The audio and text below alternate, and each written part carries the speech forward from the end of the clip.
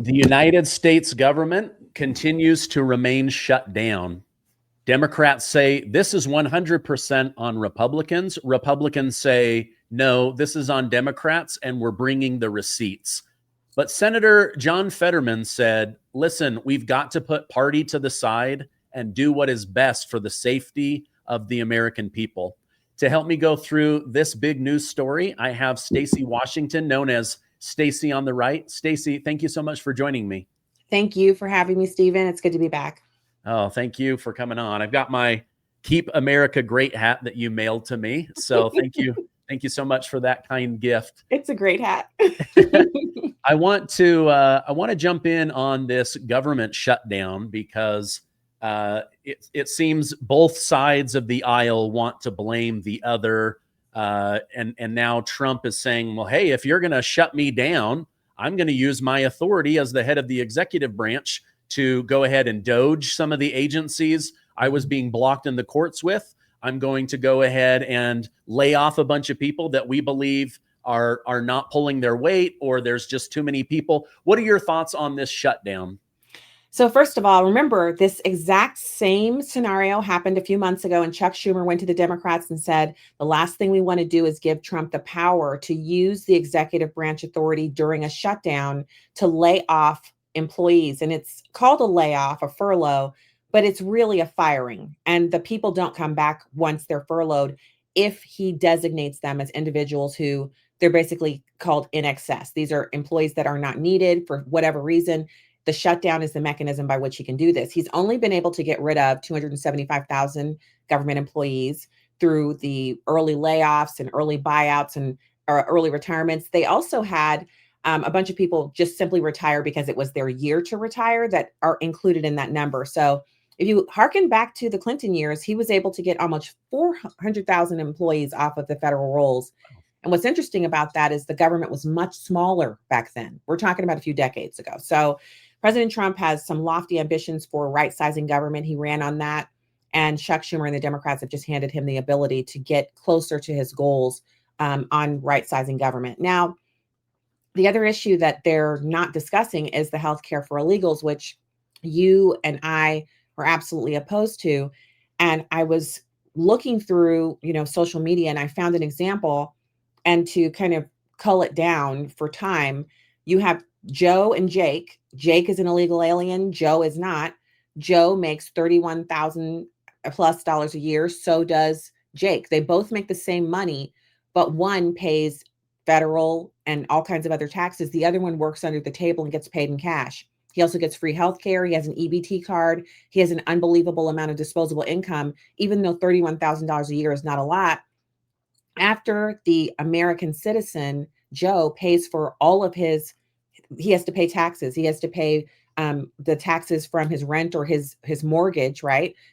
That go to his school district. His kids he's paying for his kids to go to school. He also has to pay for their health care. He has to pay his deductible.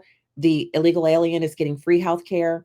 And they're able to even get some of the benefits that we set aside for poor Americans who are also disabled. They're able to get some of that too. At the end of the day, this illegal alien has between $7,000 and $11,000 of disposable income left over, and the American citizen is in the hole.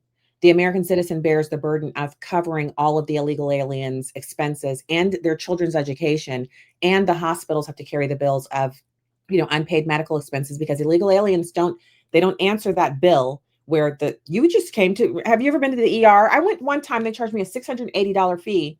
They called it a facility fee. I called to find out what it was. And she said, well, we charge a facility fee to individuals who have health insurance she went a roundabout way of saying, I could afford it. I can afford to pay an additional $680 for being in their facility. And I literally went there because I was just feeling terrible. And she basically said there was nothing wrong with me. Maybe it was a panic attack. And I was like, I'm not in a panic. I just feel awful. They ran tests. I sat there for about 3 hours in the hallway, and I got charged a facility fee, and I couldn't get rid of it, even though I have insurance. And I was under my deductible. So I had to pay, I think ended up being $1,400. Well, there are billions of dollars in unpaid medical expenses at emergency rooms across the country. And some hospitals are worried they might go under because they can't raise fees enough on us to cover it. So Yeah. This is a very real problem, and the Republicans aren't budging because they don't have to. Yeah. I want to go deeper into that, but let me show you a clip where Hakeem Jeffries is complaining, trying to blame the Republicans for this shutdown. And then Jake Tapper shows him in his own Democrat documents that, yes, you are going after illegal immigrants getting free health care. Let's watch, and then we'll react to this together. Donald Trump blessed it as well. So let me ask you about a provision that the Republicans are talking about quite a bit. I know you want to talk about, and Democrats want to talk about, extending the Obamacare subsidies, which expire at the end of 2025. But they talk about the provisions, and it's right here, subtitle E, and this has to do with the repeal of healthcare subtitle changes, and specifically what it is. How they characterize it is, you want to give health insurance to undocumented immigrants. I understand that's not really an accurate depiction, but what it does do is... It's a lie. It's a lie, but what you support does bring back funding for emergency Medicaid to hospitals, some of which does pay for undocumented immigrants and people who don't have health insurance. And also there is this provision, and it's not about undocumented immigrants, it's about people with asylum seekers and people with temporary protected status, et cetera, but about their ability to get Medicaid. So they're non-citizens, they're not undocumented, they're not illegal. Why even include that in a bill, knowing that they're going to seize right upon that and use that to message? I understand that. So you nailed it on the head. He's like, okay, well, maybe you're not directly giving it to them, but you want billions and billions of dollars for emergency rooms. Where do illegal immigrants go? They don't go to the dermatologist. They don't go to the general practice. They don't go to internist or anything. They go straight to the ER. And if they can't stiff them, they get the government to cover that. But then we end up paying for that. To me, that sounds like free health care for illegal immigrants. Yeah, and it's their words. I found a graphic today. It's 2 images from CNN Politics, their website. CNN Politics, it says subscribe, sign in on the right-hand side. The headline from, this is written by Tammy Luby of CNN, a 4-minute read published at 6:01 a.m. on September 11th of 2019. It says Democrats want to offer healthcare to undocumented immigrants. Here's what that means. And then they have a fact check. CNN Politics, 3-minute read, September 30th of 2025. Fact check. Trump falsely claims Democrats want to give free healthcare to illegal aliens in government shutdown battle. It's not that they want to. They've been giving free healthcare to illegal aliens. President Trump has stopped it in the One Big Beautiful Bill.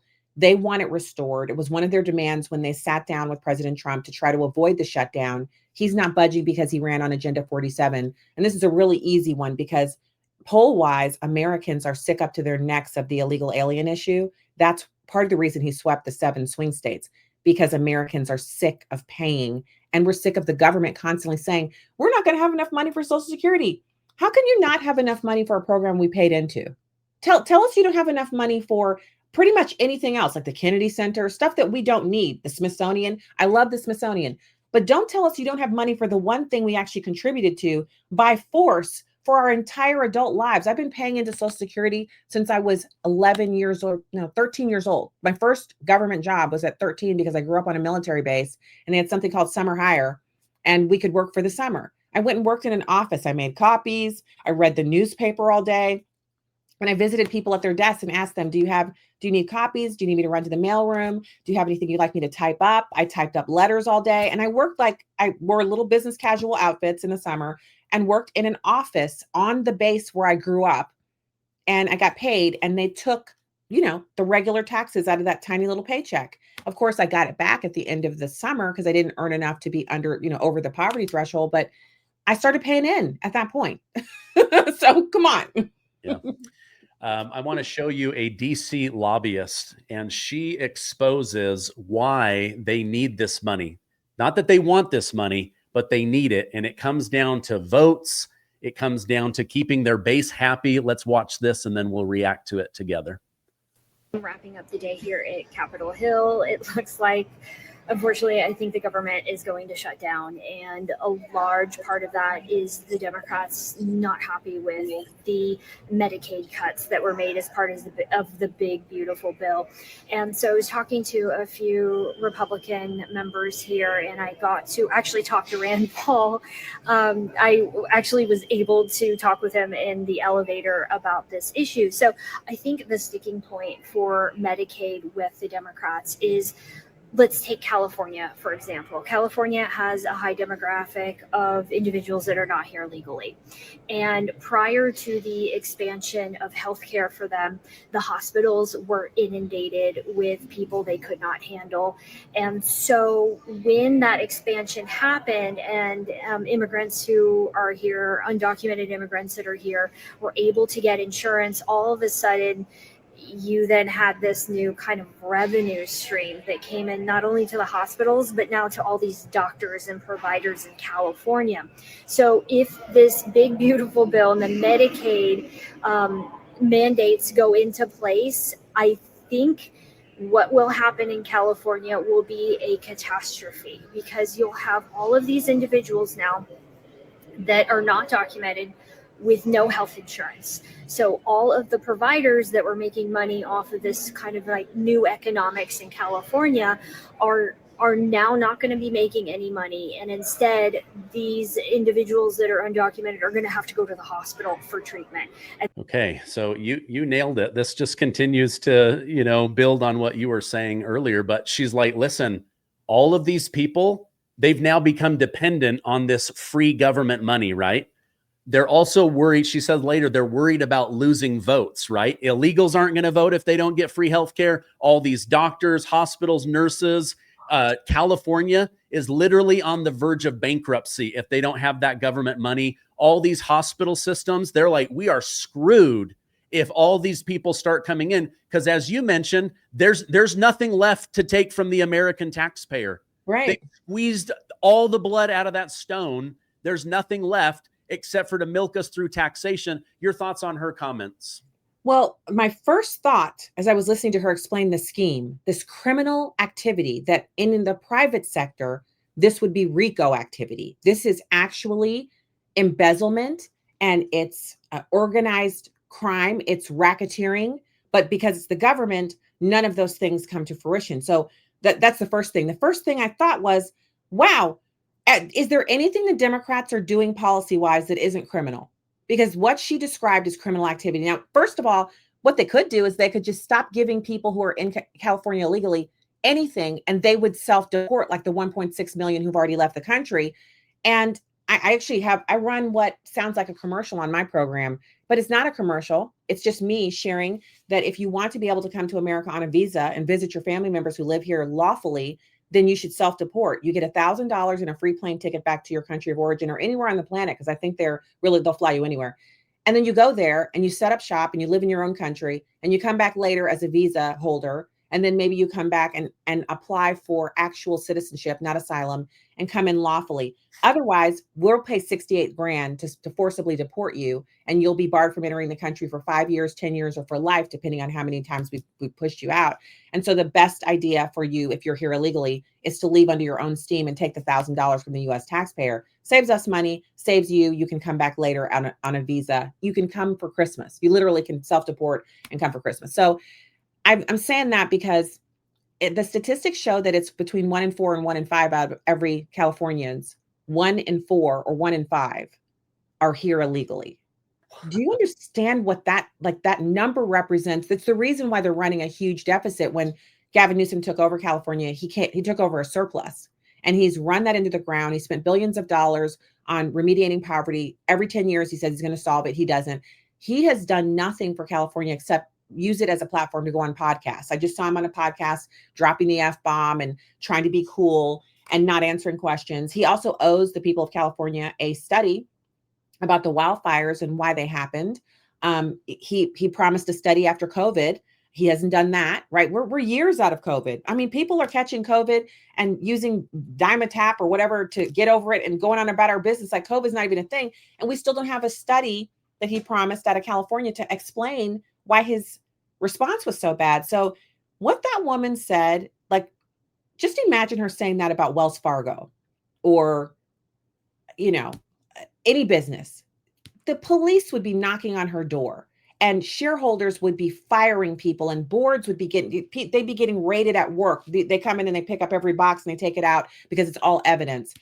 This is evidence of a criminal conspiracy to rob the American taxpayer. And I just wish there was a recourse for it. Maybe we'll see the DOJ under Pam Bondi and Kash Patel at the FBI. Maybe we'll see them investigate these people and someone will be brought to justice. But we got a lot of crime going on in this country and we're paying for it.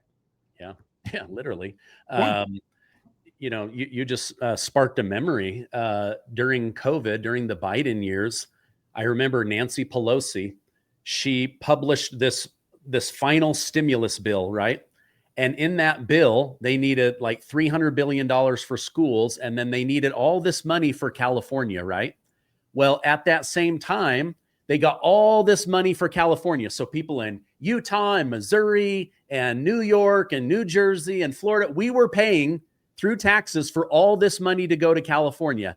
And wouldn't you know it, Gavin Newsom decides, I'm going to do a stimulus check just for people in California. And Right. It just happened to be during his recall election because they needed him to say. So they literally used our money for a criminal buy-off of California in order to keep a Democrat in there. But can you imagine if they don't get this money?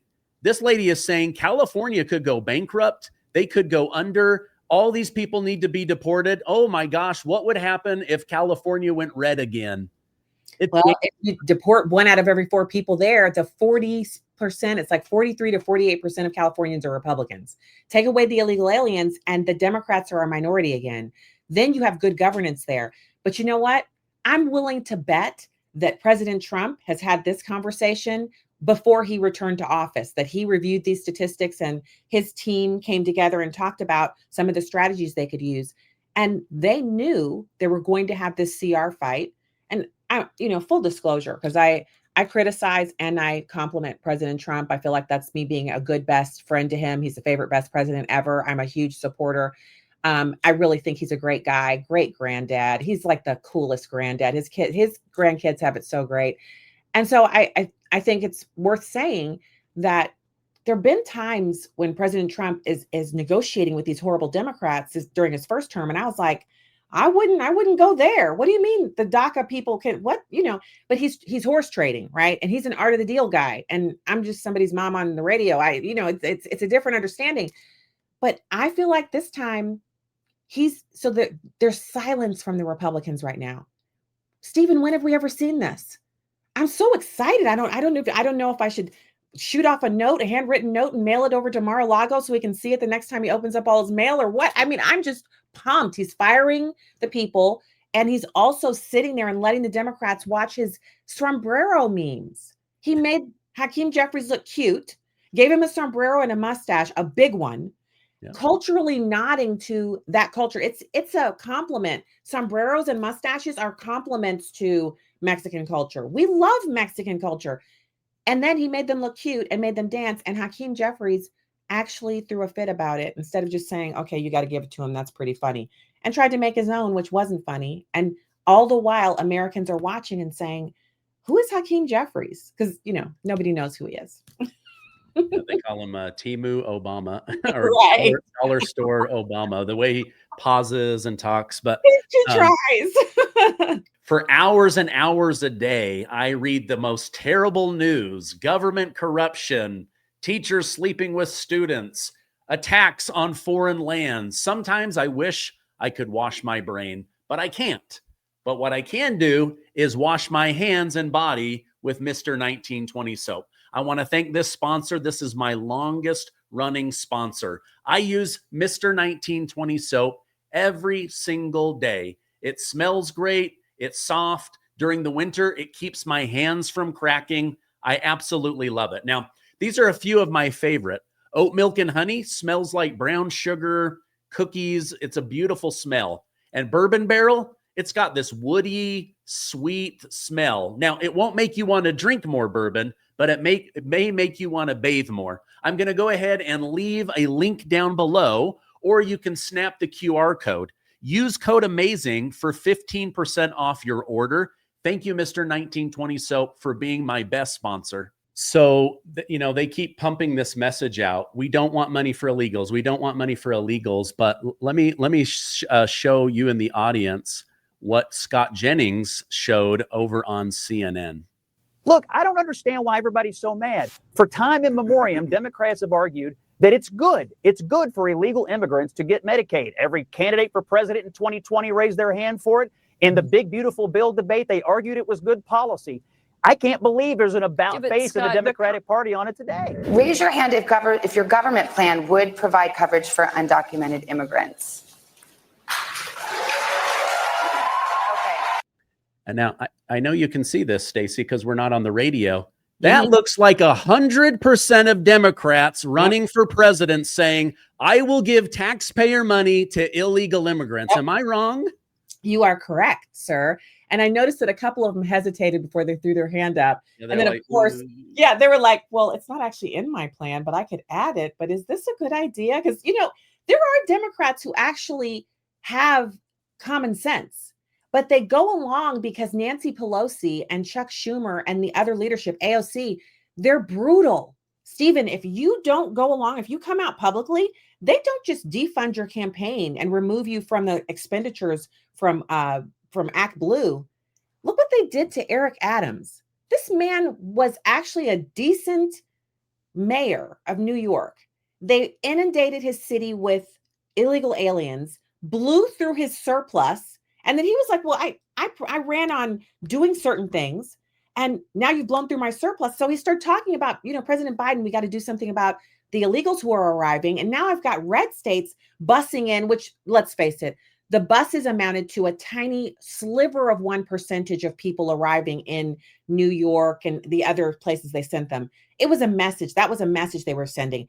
But the real influx was every night, plane loads of illegals were being offloaded at LaGuardia and other airports. And they would just put a curtain up and you have masses of humanity that haven't showered in days behind this curtain. And people were noticing it. They're walking by.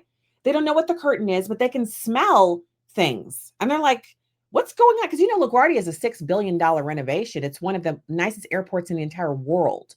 And they were doing this like at the same time. So this is what they did to Eric Adams. They just basically were like, you know what, we're gonna do lawfare against you.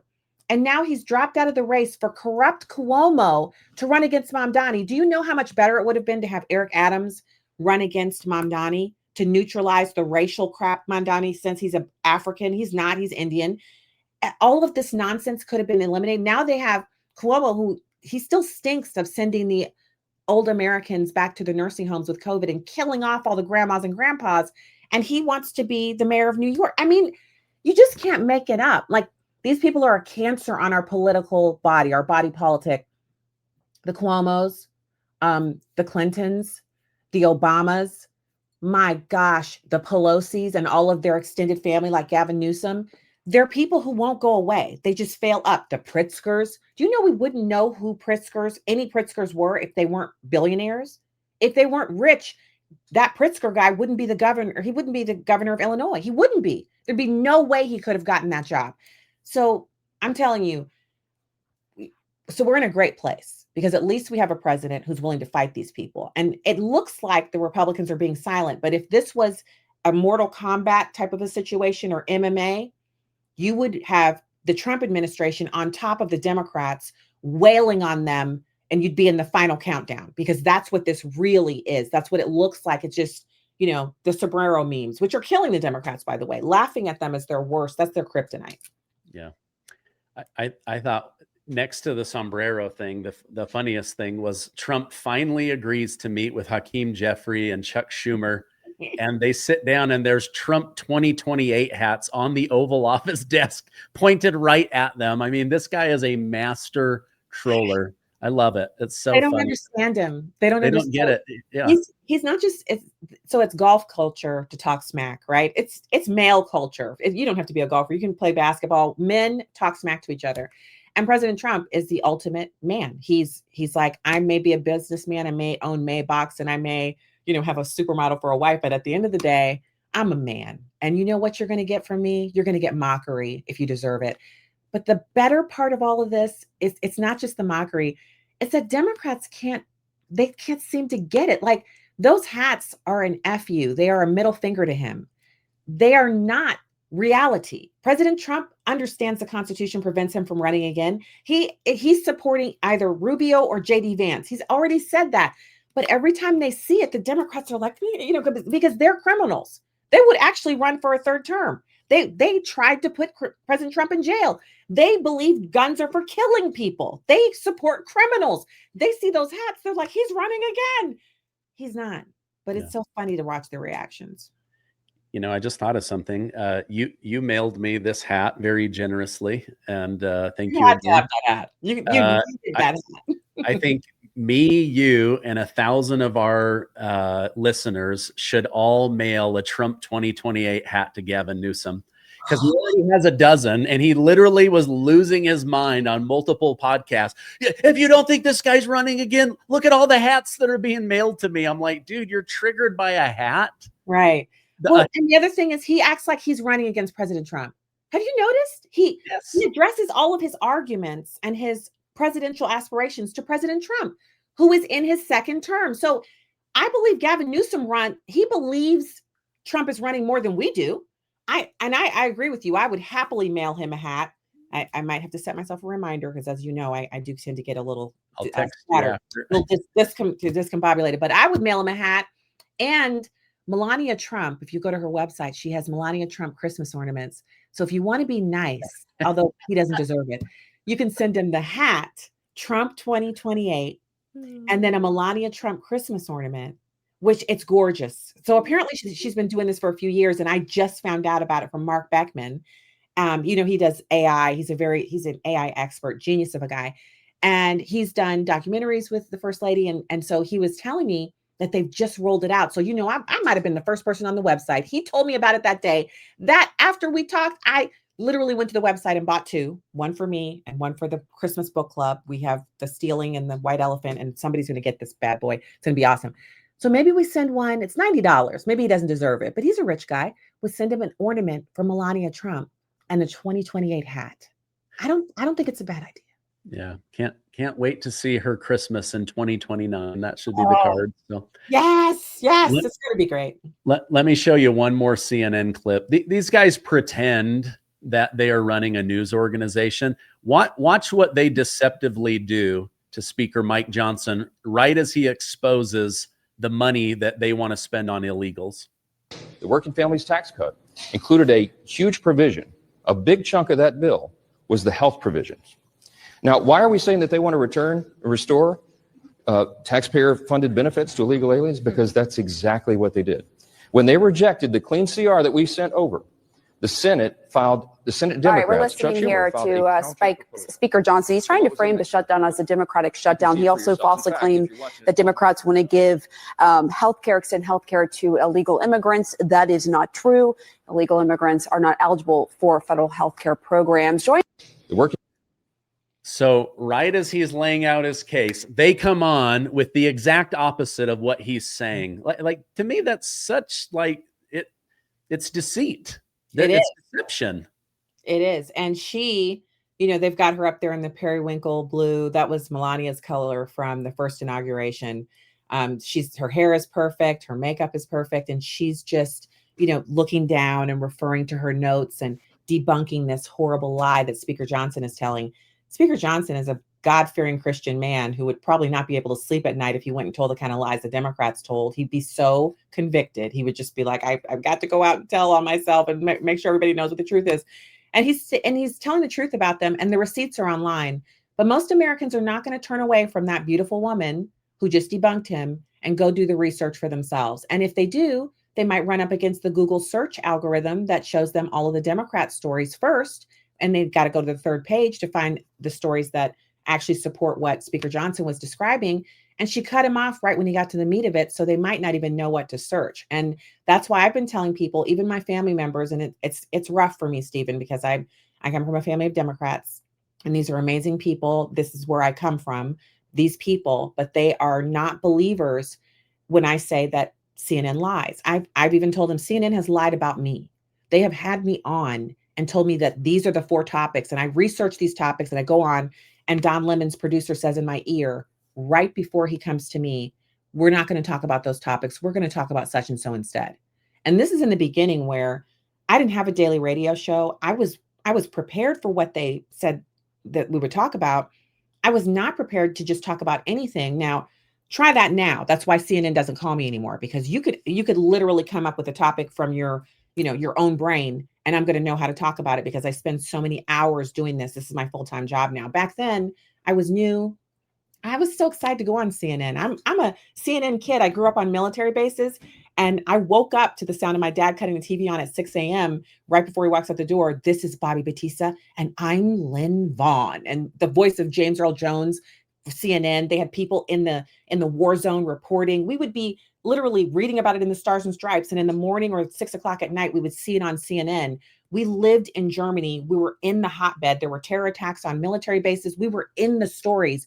And I just remember thinking there was nothing better than CNN. No ABC or CBS could compare to the number of news desks they had. And now it's just a propaganda machine. And the only good thing they have going for them is Ben Ferguson and all the time Scott Jennings, because he's on 5 nights a week. So, she lied. But what people have to do is they have to, the same way, if I gave you poison one time, if I said, Stephen, I made you drink and you drank it and you were fine, and I gave you 10 drinks and over 10 days, and all 10 of the times they were fine. But the 11th drink I gave you, you smelled it and said, what's this I smell? And well, I put a little bit of bleach in that one. You would never take a drink from me again. I would trust you to protect yourself and never take a drink from me again. That's CNN. That's MSNBC. They've been feeding their viewers poison.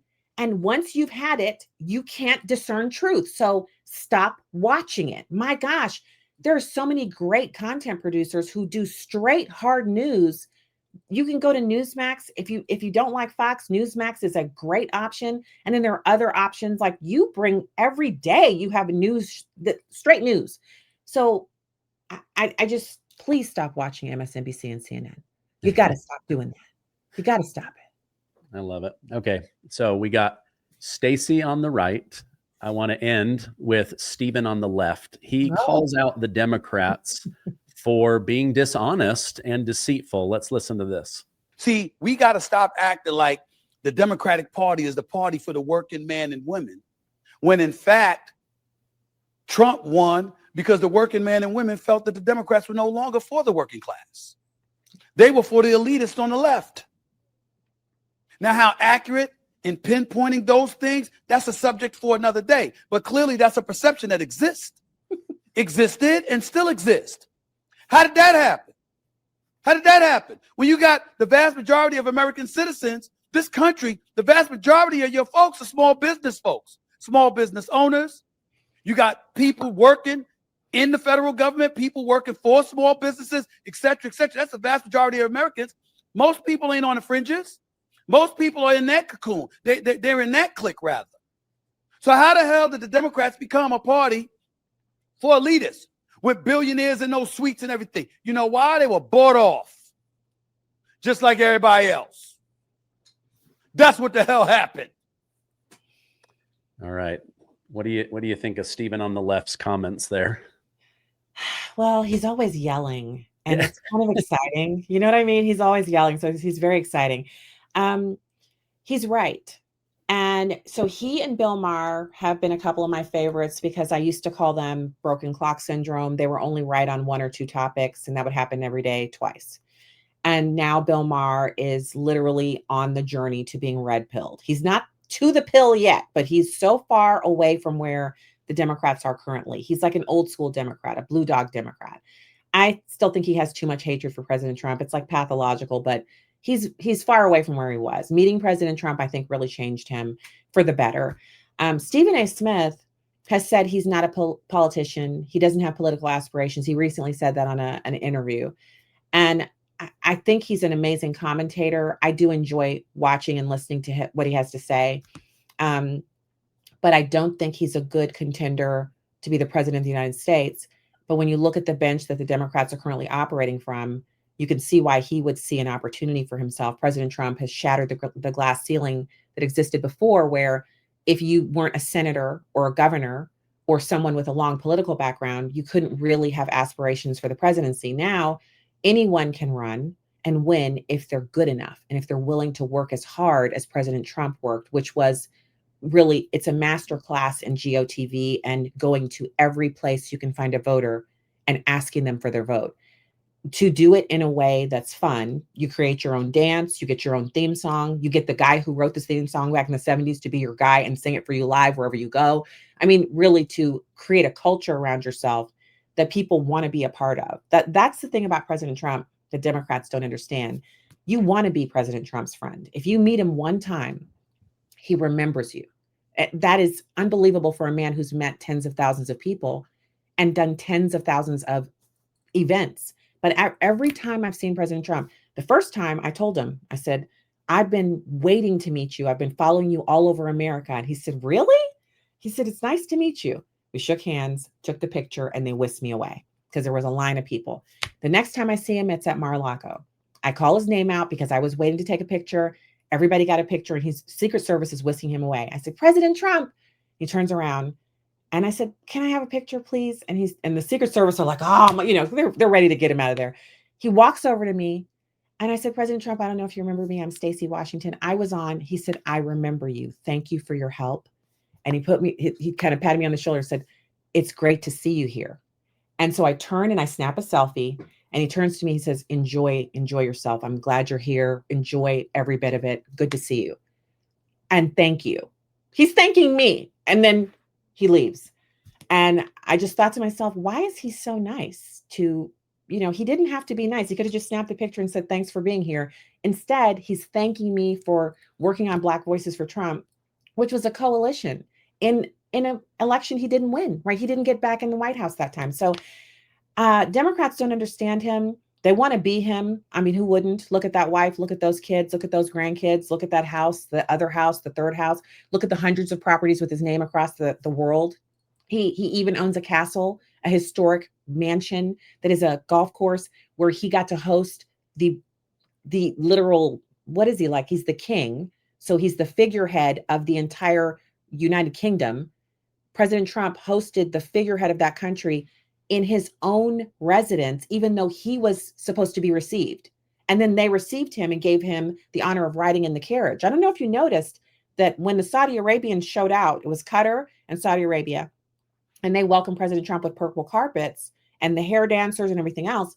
When he went to the UK the week before last, they brought out the British soldiers, the horses, the carriage. I didn't even know a regular person who wasn't royal could ride in the carriage. I'm still looking online to find out who else has ridden in that carriage that was a regular person, because that's what President Trump is in comparison to a person who's a member of the peerage and the deity of their realm. You know, they feel these people are there by the blood of kings, the right of kings, and they had President Trump in the carriage. I mean, you know, so I want him to finish the job. I want him to get everything he has dreamed up of doing for us. I want him to get it done because he's the only guy who's ever been in there who cares as much about a little person like me as he does all of those stars and other people that he spent. Like, he's got Chris Ruddy on speed dial. They talk all the time. They're best friends. All these people that are like big deals, he's friends with them. But he also, if he has met you,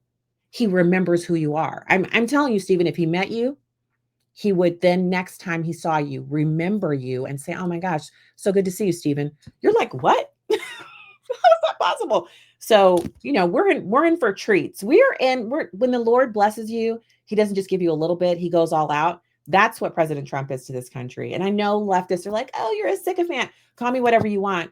But I am a successfully married woman with children who love the Lord, who are conservative.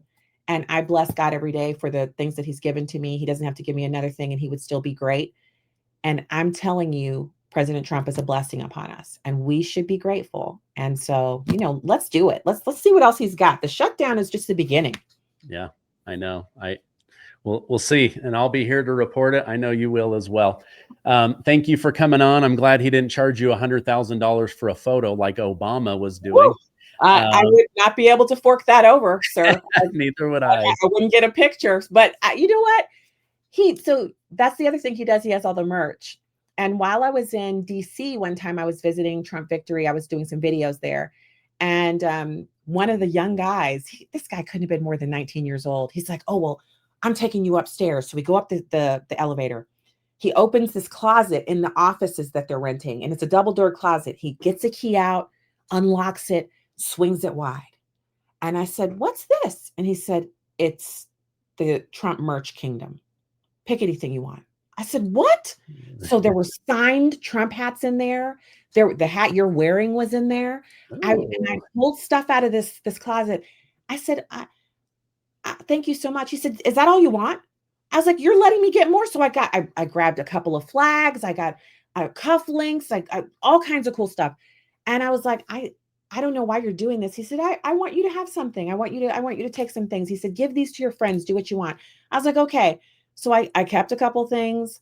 I've given some things away. I gave you that hat because it's voters for Trump on the back. And I just can't wait until you tell everybody that you bought your first or second or third vote, whatever. I'm waiting for that, Stephen, because you're doing so fantastic. Your show is just killing it.